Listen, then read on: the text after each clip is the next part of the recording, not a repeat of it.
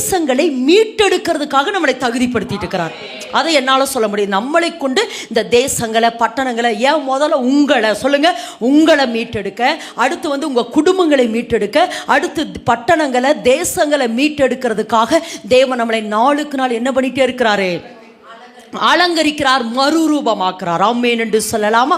ஆமென் என்று சொல்லாமா? அதனால தான் தொடர்ந்து நம்மளோடு கூட கர்த்தர் என்ன செஞ்சாரு? எருசலேம் ஒரு தரிசனம் நிலனாரு, அப்புறம் சியோன் என்பது வாசஸ்தலனாரு. அடுத்து சியோனி நிமித்தம் என்ன செய்ய மாட்டேன், இனிமேல் மௌனமாக இருக்க மாட்டேன், இனி நான் சியோனி நிமித்தம் மௌனமாக இருக்க மாட்டேனாரு.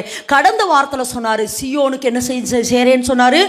தயவு செய்கிற காலமும் குறித்த நேரமும், அதாவது அப்பாயின்மெண்ட் டைமை நான் உனக்கு தந்துட்டேன் அப்படின்னு கடந்த வாரத்தில் சொன்னார். சியோனுக்கு தயவு செய்வேன் அப்படின்னு சொன்னார். அதே வார்த்தையாக நான் அதான் எப்போவுமே அந்த வியாழக்கிழமை ஜெபம் முடிச்சுட்டு போய் அந்த ஒரு நாள் கொஞ்சம் ரெஸ்ட் எடுக்கிற மாதிரி இருக்கும். அதுக்கப்புறம் அடுத்த நாள்னு பாருங்கள், அடுத்த வாரம் மெசேஜ்